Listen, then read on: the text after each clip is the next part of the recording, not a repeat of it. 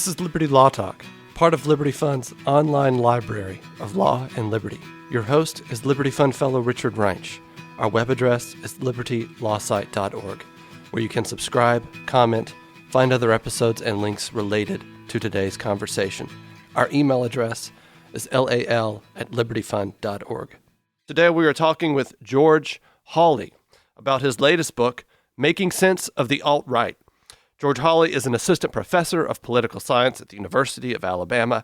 He is the author of 3 previous studies in American politics: Voting and Migration Patterns in the United States, White Voters in 21st Century America, and most recently, White Right-Wing Critics of American Conservatism.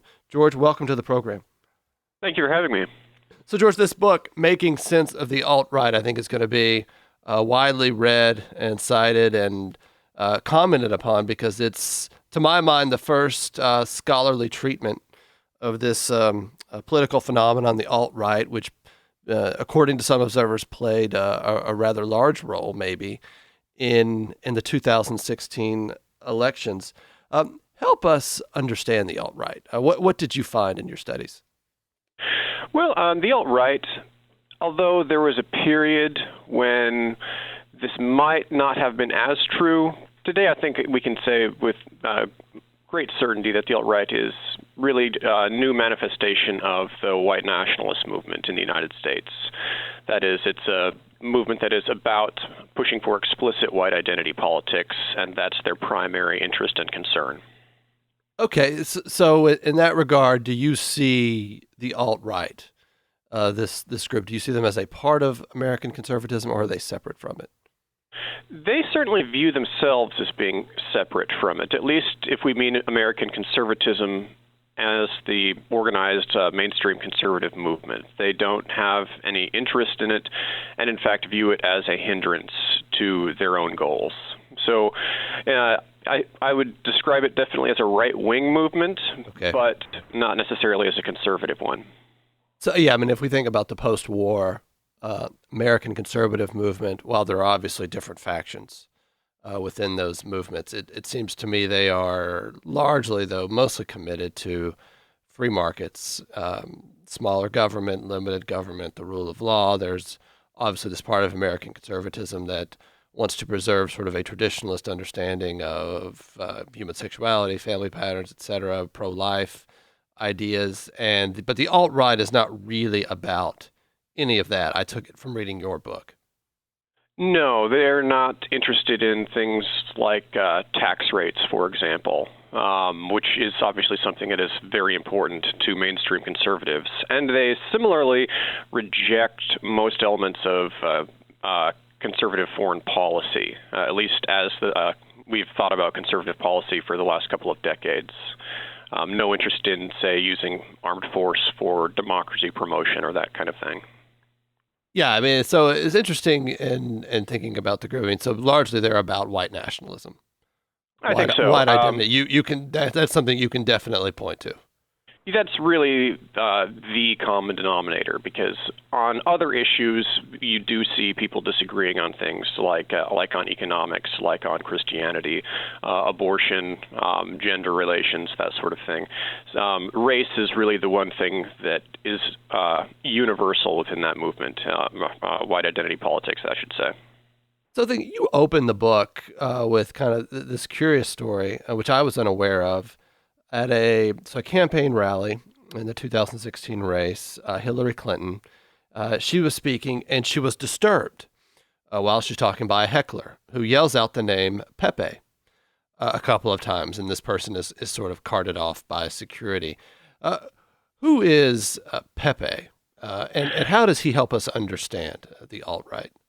Well, it's a bit baffling even to me, even now, but Pepe was a cartoon frog, usually doing something vulgar or saying something vulgar, and was created in, I think, 2007 or so, and was really showed up on MySpace, I think, was the first place that he was seen, the now defunct social media website. Yeah, that's over, yeah. And it had no ideological content when it was created, this cartoon character, as far as I can tell. Yet over time, Pepe became appropriated by the far right on the internet, especially in various image boards, 4chan, et cetera, where it became sort of the symbol of the alt-right, which is also curious because it doesn't, again, there's no ideological content to it. There's no obvious racial angle to this particular cartoon. Yet he became ultimately adopted as a mascot, which kind of speaks to the, I guess, overall tone of the alt-right. That is, that it sort of presents itself, or at least it did for a couple of years during the election cycle, as this kind of ironic, humorous, trollish movement, and you weren't always sure just how serious any of it really was. It's kind of a disarming mascot for a rather radical movement. So I think it kind of speaks to the overall presentation of the alt-right, how it shows itself to the world, that this is how it ultimately chose to represent itself. Yeah. So this sort of Pepe phenomenon. So you kind of write about this mascot being sort of ubiquitous in a lot of their online presentations. So, but I think that kind of sparks an interesting question. And you mentioned the trolling thing. So the alt-right primarily is not there's nothing you can point to physically. There are no think tanks, policy outlets really. Not a lot of there are some online blogs and things like this, but this is largely something decentralized, online, no real leadership, and just sort of emerging. And so the trolling phenomenon is one aspect of it, and there's also sort of the humor that's also here as well. Maybe talk about that, sort of this organization aspect of it. Sure. One thing that sets the alt-right apart from earlier white nationalist movements is that it's really not appropriate at this time to be using sort of the language of groups. When we think about, say, what was going on in the 90s, when we think about, say, William Pierce's National Alliance, when we think about the KKK, when we think about the Aryan Nations, these were all real-world organizations. They had members, they had buildings, they had a real-world footprint, though fairly marginal. The alt-right, at least for most of its history, hasn't really had those things. It's been sort of really just kind of a disorganized mob online, predominantly anonymous, of people kind of doing their own thing, with various degrees of cooperation and coordination. But it's not what we traditionally think of when we think about racist movements in the United States, in that it's still very disorganized, amorphous, as opposed to being organized in a significant way. So I've been thinking about this online movement. I mean, in a way, I take it their humor, their attempted humor, the sort of, and sort of the clownish aspect of it, and the trolling aspect of it that you write about in the book. This is sort of, I mean, the ground has sort of been prepared for them. This is my opinion, by the sort of outlandish way cultural gatekeepers react in our country to any sort of perceived offense at race I think that's or gender. true. And they're just sort of, and they just come along and just sort of make fun of this and in a dark way, but yet a way that makes them, I think, more appealing than certainly what you would see with the KKK or the just more traditional white nationalist groups. Yes, this issue of tone, I think, is very important, and it's kind of sets the alt-right off from what they derisively call, white nationalism 1.0, and that would be, again, groups like National Alliance, like the KKK, which didn't have anything really positive to offer anyone. They came across as, very irritable groups, very sort of low-class groups, people who didn't have very much to lose, people who I came across as generally antisocial. The alt-right is different in that it provides almost a degree of fun to the people who get involved with it. That is, there is a certain pleasure that certain people take from sort of attacking progressive pieties, viewing the so-called social justice warriors, sending them into fits as sort of a goal in and of itself, something that they enjoy just for its own sake, although there is obviously an ideological motivation behind it as well.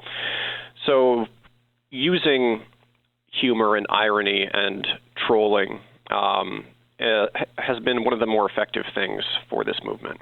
Yeah, so, I mean, one question is, so we're thinking about a largely online group, and we can talk about more concrete manifestations in a moment, but in your research, I mean, is this something that's largely been played up by the left as a way to tarnish the outcome of the 2016 election, and also the establishment rights, talks about them a lot.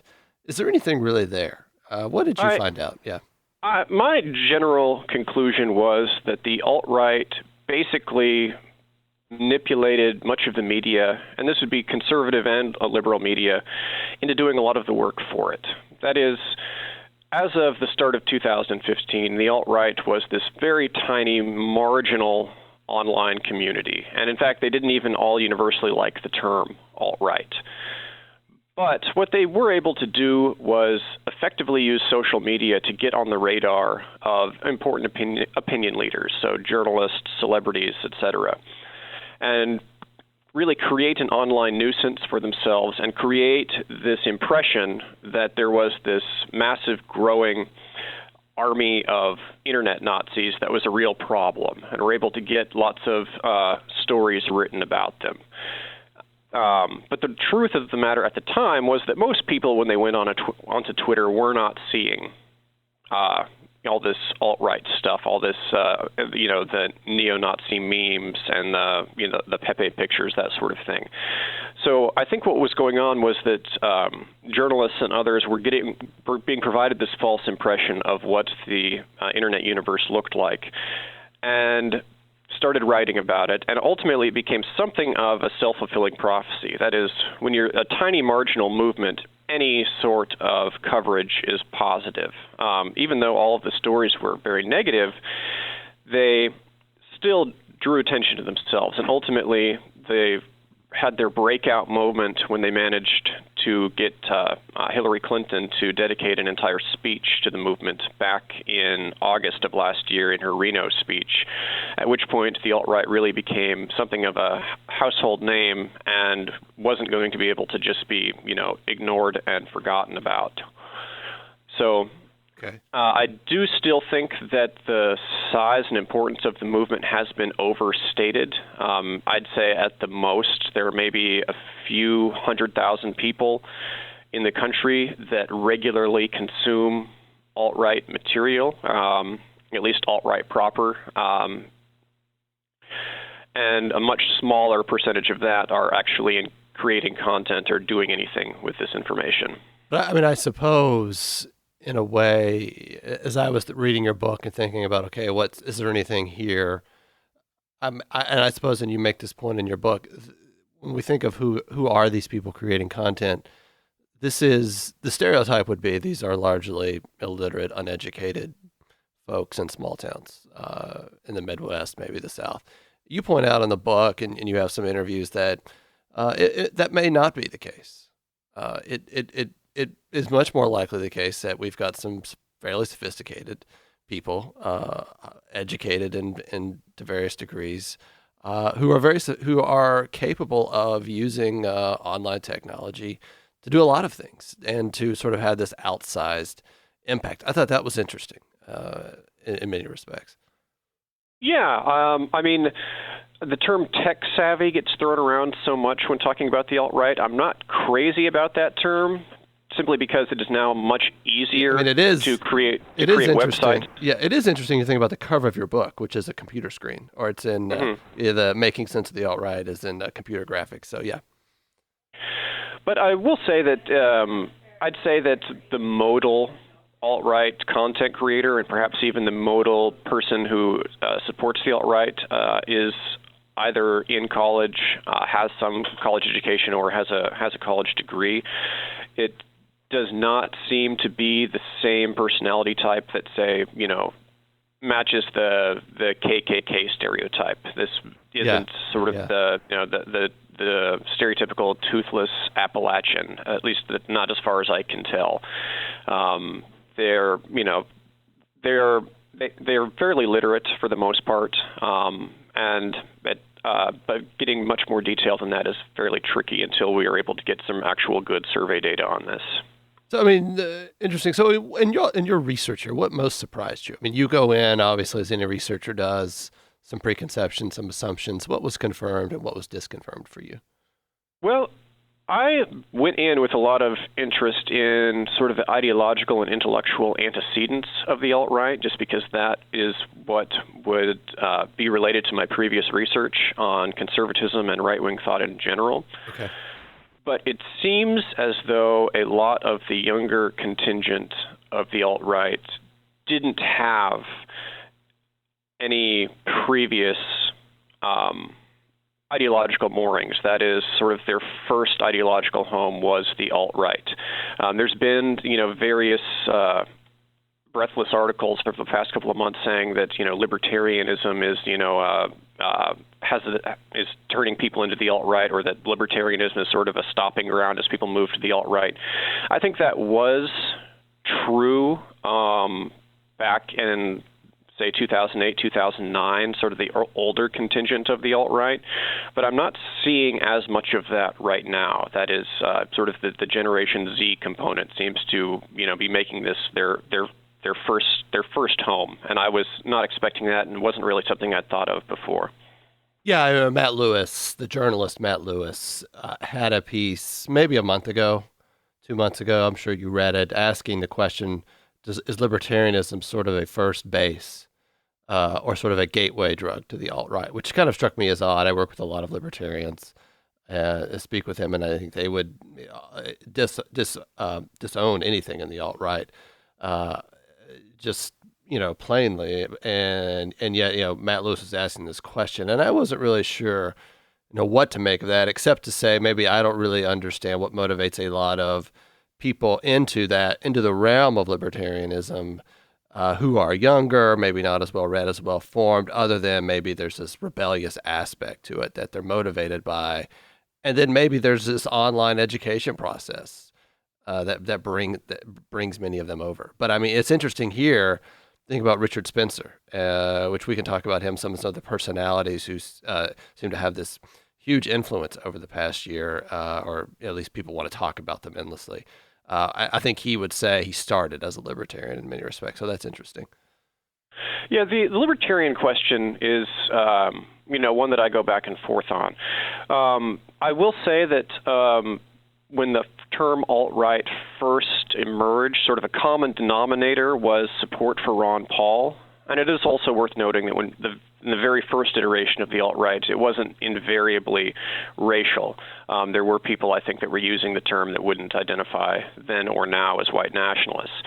But you would say they were trying to set themselves apart from what they thought of as a neoconservative dominance of conservatism in America. I think so. Okay. I think so. Back when the term was first introduced in Talkies magazine in 2008, it could have applied to a lot of different groups, libertarians being one, paleoconservatives, and white nationalists and various other racist groups as well.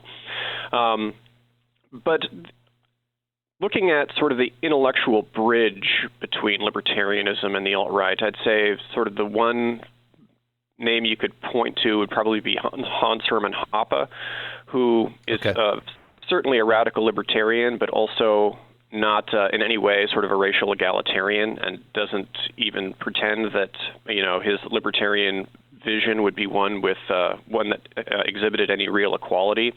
So I think he might be the one figure alive today who might serve as some sort of connection between the two. Okay. Thinking here, you have in your book a term highbrow white nationalism, and you list some figures and journals. Maybe talk about that. What is highbrow white nationalism? Well, this is just an element of the white nationalist movement that has, for a long time, wanted to stay away from, the skinhead gang aesthetic, and instead, present itself as a more scholarly movement, one that takes sort of its inspiration from perhaps the progressive movement of the 1920s, that is the racialism of people like, say, Madison Grant or Lothrop Stoddard. It's more interested in, pictures of, IQ distributions than in, racist cartoons. But sort of the leading figure of that element of white nationalism is certainly Jared Taylor, whose work obviously precedes the alt-right's existence by a couple of decades, and he runs the website American Renaissance, which has a lot of this material. Other figures that we could associate with that would be the retired professor Kevin MacDonald, who is known for writing anti-Semitic books. Others on the list might be people like, say, Greg Johnson, who runs a website called Countercurrents.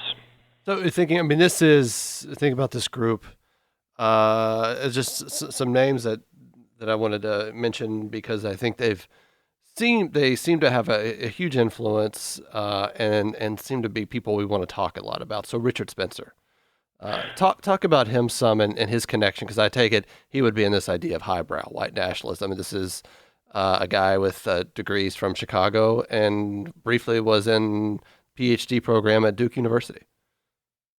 Yeah, I'd say that he kind of emerged from sort of a paleo-conservative milieu. After he left his PhD program, he wrote for was an editor at the American Conservative for a little while before he went on to found Talkies magazine, and it was during that era that he coined the term alt-right or alternative right. Would you say he's kind of the source of the term in its current incarnation? I would say so. Okay. And though one of the sort of, interesting things of the history of the term is that he eventually just simply abandoned it on his own. He did create a new website called AltRight.com in 2010 and edited that for a time, but ultimately decided to just shut down that website and really sort of abandoned the term alt-right, thought it wasn't particularly useful, or he didn't like it anymore. And it ended up being dormant for a while throughout 2014. You didn't really see the term alt-right show up very much. And then it's sort of spontaneously experienced a revival sort of organically in 2015 as it started to get picked up by sort of a new generation of internet racists. And my suspicion is the reason why it came back was because it fit nicely as a hashtag on Twitter, but that's just speculation. No, that's interesting. Yeah. Okay, so thinking about this, Richard Spencer was interesting too, and you write some of this in the book. Emerges at the end of the Trump campaign because of a rally. He's the director of the National Policy Institute, or a leading figure there. They have a rally right before, I think, Trump's inauguration, in which they pledge, in this sort of Hitler-like way, themselves to to Trump. And it's sort of like, what in the world is going on here? And this sort of became, I think, immediately a national presentation of the alt-right to Americans. Yes, and that was also a moment of clarity as to what the alt-right was ultimately about as well. This became, within those circles, they started calling it Heilgate because of where Spencer said, "Hail Trump," and a number of people put through Nazi salutes. But prior to that, the alt-right movement was fairly broad. That is, the term was being used by people who were not necessarily, ideologically committed to white nationalism. People who it could almost be used being synonymous with Trump's broader sort of populist movement. I think, though, that event really clarified things as to what the alt-right's real motivations was. That it made it clear this wasn't just a troll, wasn't just a joke, and it's more hardcore than a lot of people had thought before then. And there was sort of a break between lots of different figures at around that time. People who were can be called what's the alt-light, that is sort of a watered-down version of the alt-right, no longer wanted anything to do with the more radical white nationalists. Yeah, thinking here, it's interesting, this term alt-right, and it seemed to be another big moment here is the figure, Milo Yiannopoulos, longtime journalist, speaker, associated with the Breitbart website. And, this is someone who has, been around college campuses all over this country, attracted huge crowds, and also attracted the interest of a lot of conservative students, and was slated to speak at, what's probably the premier event every year in political conservatism, the Conservative Political Action Conference in Washington.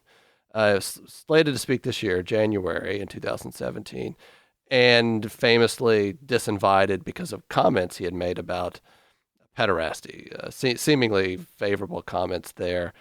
And sort of the impression that I took from that was the press wanted to say, and he seemed to be okay with being identified with the alt-right. And I think sort of the presentation though was, some of the alt-right is just something a lot more conservative than what we think of as mainstream conservatism, and it's primarily associated with a highly restrictive immigration policy. It's not real gung-ho on free trade or aggressive about defense. It's a very cultural conservative thing, and that's the alt-right. And it seems to me Milo, among some others, have sort of presented that face to the country. But then you got this picture of the saluting Hitler Youth in Washington. Yeah, well, Milo added a bit of confusion into the national discussion when he released an article in Breitbart in, I think, late 2015.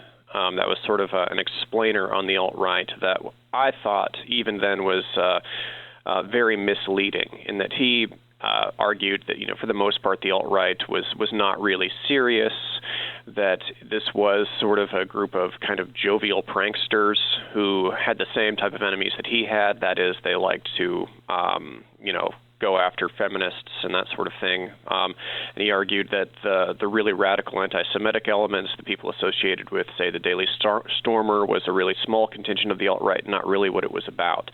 So he kind of played this role of kind of suggesting that the alt-right was something other than it was. And it was actually just released, I think, yesterday. Somebody released a cache of emails from Breitbart showing that Yiannopoulos actually had been sort of running this article by some of the more extreme figures in the alt-right before it was published. So it looks like it was disingenuous deliberately. That said, I think that Yiannopoulos is sincere when he says he's not really part of the alt-right movement. I mean, I can understand why he wouldn't be, since as a gay man with a black husband, I couldn't imagine that he would find an alt-right society, one that he'd find congenial to him. So my intuition about what was going on with Breitbart and Yiannopoulos throughout that period was a sort of a cynical desire to sort of use those same energies that were motivating the alt-right and to use it to build up their own brands. But, it's difficult to say for sure what was going on in anyone's mind at the time.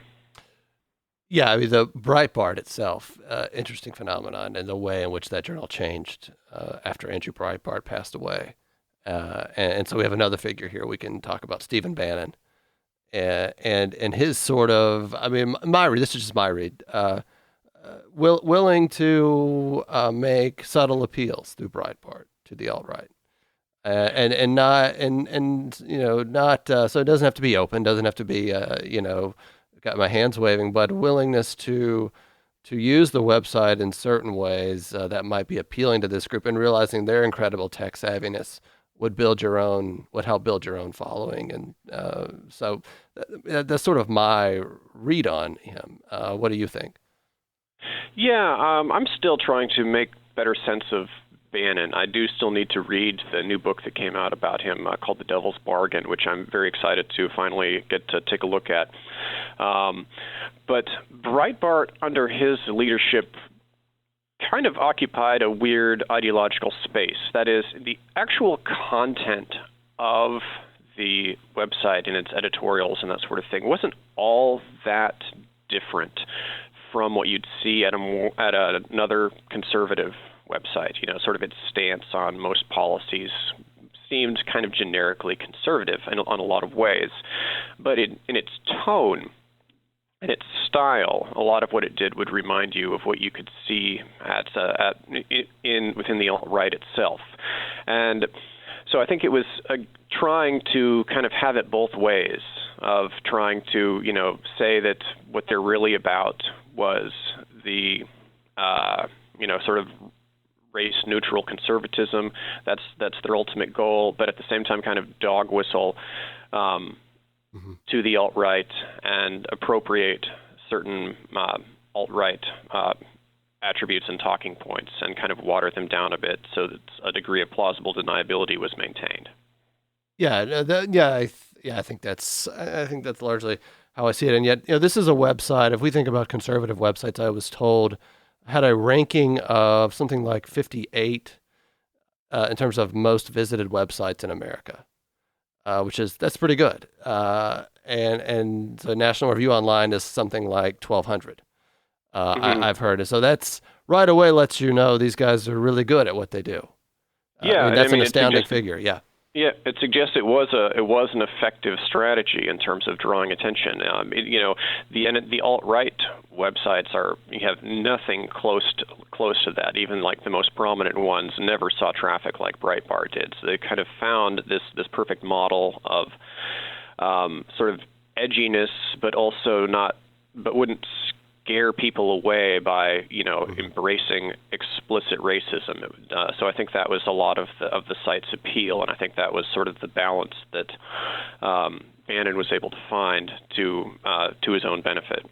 Thinking here just about the Trump campaign, obviously, instances where, to my mind, the press is being incredibly disingenuous, trying to tar him, trying to use any sort of statement or event to trip Trump up, and of course Trump didn't help his case in certain regards. The comments about Mexican rapists, the famous attack on the Hispanic ethnicity of a federal judge, being others, and yet there's the Trump campaign, and there's this sort of desire to sort of link him with this group, which of course goes back to something we've been talking about.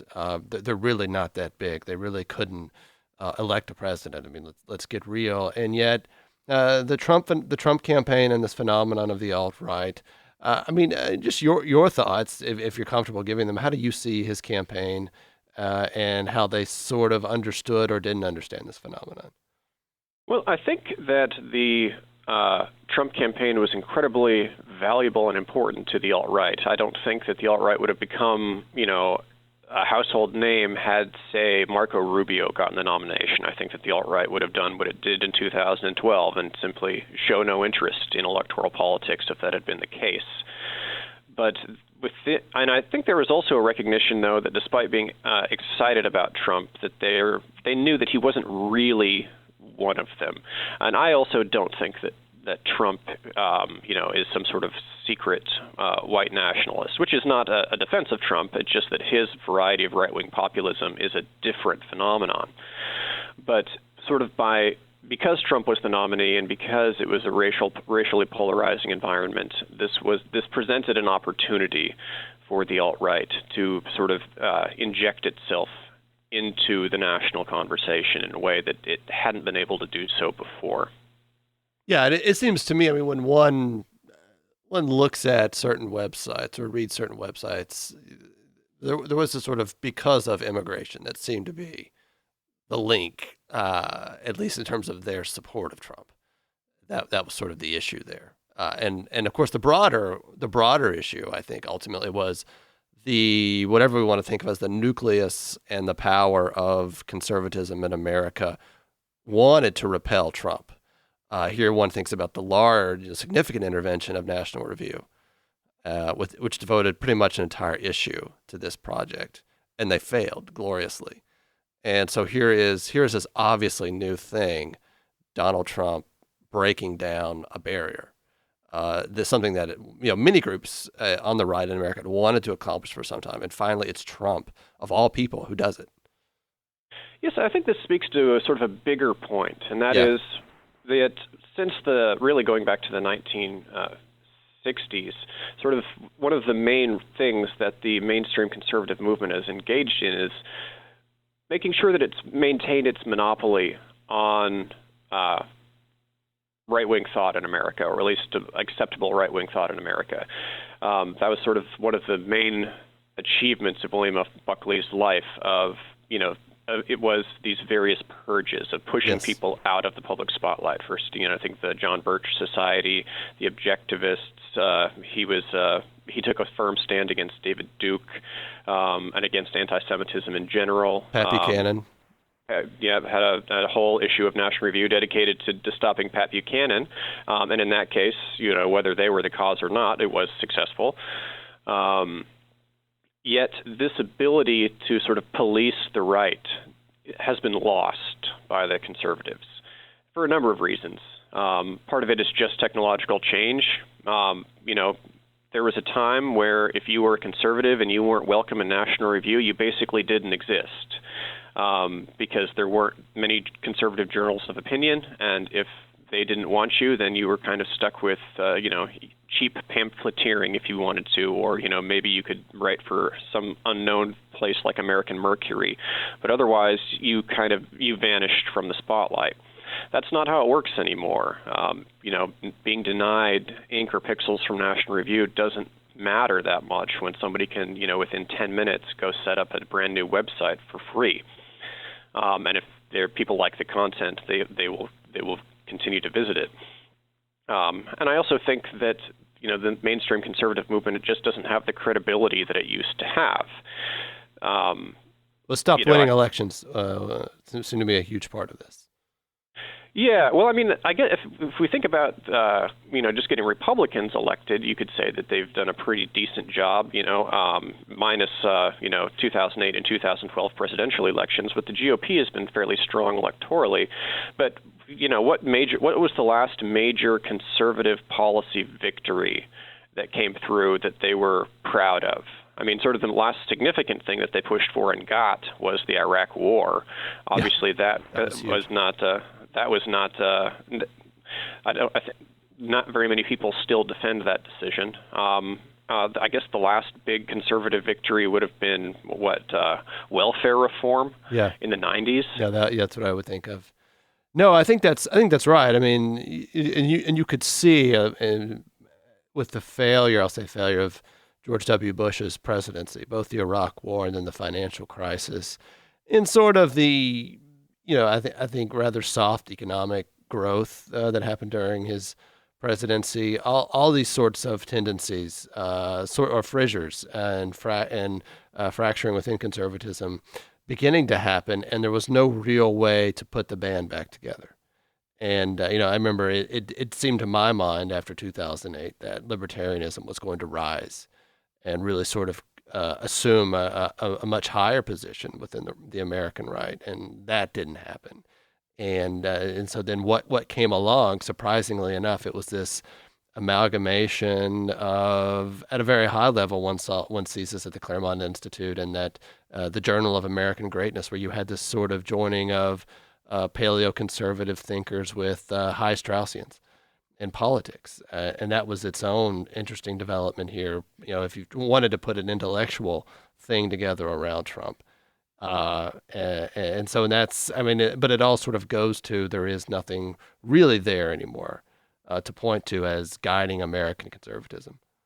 Yeah, I think that's true, and that's one of the more interesting things about Trumpism is that the movement kind of got it all backwards, right? I mean, by the time conservatives managed to get a presidential nominee in Barry Goldwater, it was it was a serious intellectual movement that had, public figures and grassroots organizations and key policy proposals and a coherent philosophy.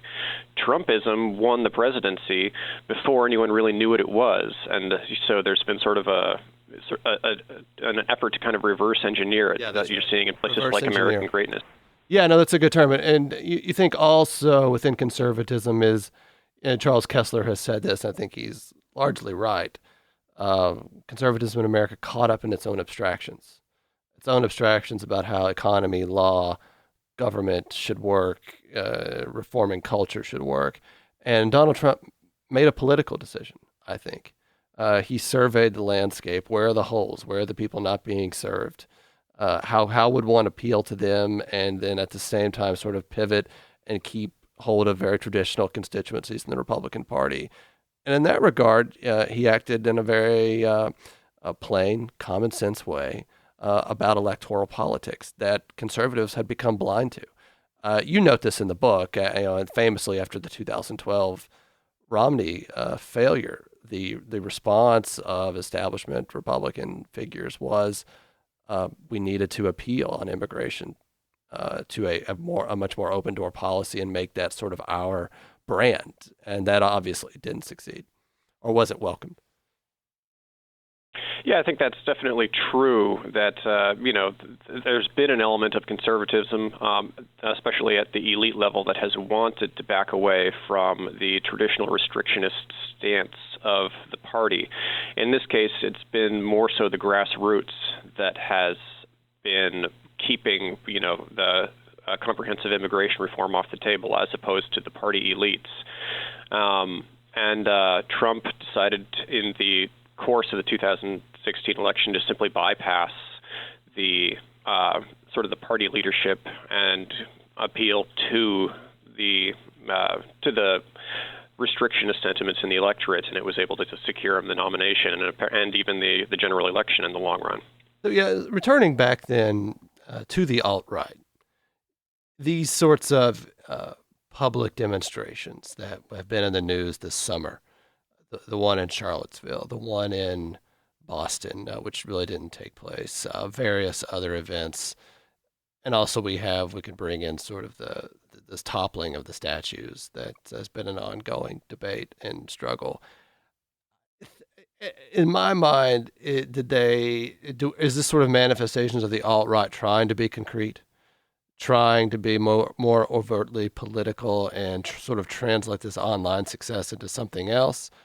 Is that what's happening, or is this, just part of the strangeness of our politics and culture right now? No, I think it is deliberate. I think that the alt-right has recognized that it has largely hit a ceiling in terms of what it can accomplish as a fringe online movement that is predominantly, engaged in, online harassment campaigns of journalists and that sort of thing. That if it wants to grow and actually matter, it has to step away from the computer and engage with real-world activism and ultimately institution building. And I think that's been a major focus of efforts within that movement over the past year, or almost a year. But it's running into roadblocks. It's simply that it's been much harder for them to do so than I think a lot of them anticipated. And another problem is that the alt-right as an online movement was trying to sort of move away from the obviously unsuccessful tactics of its, earlier white nationalist, white supremacist predecessors. Yet as it's moving from the internet to the real world, like they've not really figured out a model that doesn't remind one of, the old, National Socialist Movement or KKK or National Alliance, that sort of thing. So they've not really figured out, as far as I can tell, a way to enter the real world and have the sort of success that they enjoyed online. You mentioned in the beginning of this book that you're writing a much larger study of conservative ideas and groups in America. I assume then your research on the alt-right goes forward, and we'll hear more from you on the subject. Right now, I'm hoping to pivot back to my interest in religion and the conservative movement. Okay. Sort of thinking about looking at the decline and fall of the religious right. But right now, sort of, as events unfold, my priorities can change rather quickly. So we'll see what my next big project will be. I've got a couple of things in the pipeline, but we'll see what gets priority. No, it's interesting you mentioned religion. Ross Douthat said something that I've thought a lot about, which is the left always said they wanted a post-religious right, and what they meant by that was a right more congenial to their social liberalism. The obvious thought Douthat was pointing to there was now you have a post-religious right. What do you think of it? Yeah, I think that's an important point. My general argument is that sort of the religion question is just not that important when it comes to the alt-right. Yeah. It has secularists and it has Christians and it has self-described pagans, but there are lots of online, bitter fights about this issue. But for the most part, they seem to want to just kind of put the religion issue aside.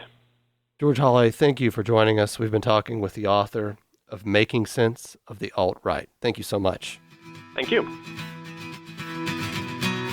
This is your host, Richard Grinch, and you have been listening to a podcast that can be found at libertylawsite.org, where you can subscribe, comment, and find other episodes and links related to today's conversation. Our email address is lal@libertyfund.org.